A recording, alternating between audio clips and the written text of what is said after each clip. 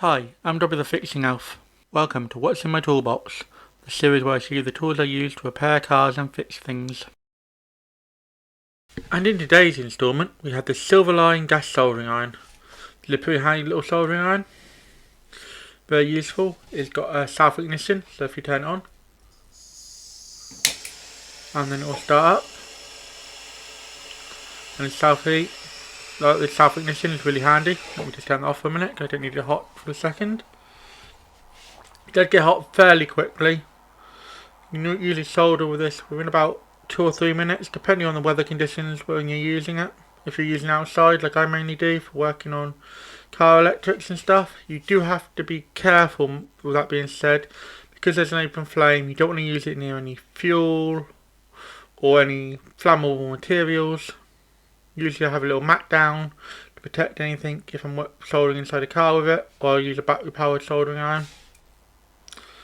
But yeah, it's a butane powered soldering iron as well, I should mention that. So if you see this here is where it fills up, and it just fills up with this standard lighter gas. All you have to do is just tip it upside down. I'll put it at this angle so you can actually see it. Line it up and just fill it up like that. I won't fill it all the way up. It's fairly full anyway. Put that out of the way. But it's a pretty handy little soldering. It comes with 4 different tips. This is one of the conical tips. It's quite cool actually. And the 3 other tips, I haven't actually used them very much yet. But we've got this screwdriver style tip. I've got a bit of bare footage. I'll show you these all in a minute. A bit closer. Then we have this conical one. And this other conical one. I'll give you close up to them in just a moment. Yeah, it's a fairly handy little one. So here's the closer look at all the tips that I promised earlier. So we start with the one that's on the soldering iron, which is a conical tip. Then we move over to the flat-headed wedge-shaped tip. And then we have 2 more conical tips to finish out. And here's the soldering iron doing its actual job of soldering wires.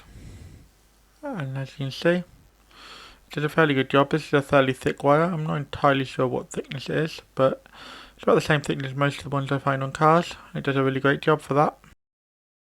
So another handy little thing you can do with this is remove the soldering tip like I have here. Just one screw and a nut. And it gives you a nice handy little blowtorch for using for heating up nuts and other little jobs like that. So my final thoughts on this soldering iron. It's quite handy. I like the fact that it's gas powered. It means I can use it outside, whatever the weather conditions. It's great for like soldering thick, heavy wires. It does take a little while to heat up for the heavy wires, but again, it does a far better job than any battery powered one could do in that respect for that. It's compact, and yeah, it's a really handy little soldering iron to keep in the toolbox in case you need to do any electrical work on cars, and that's why I use it. If you enjoyed this video, why not drop a like? Any questions or feedback? Let me know in the comments.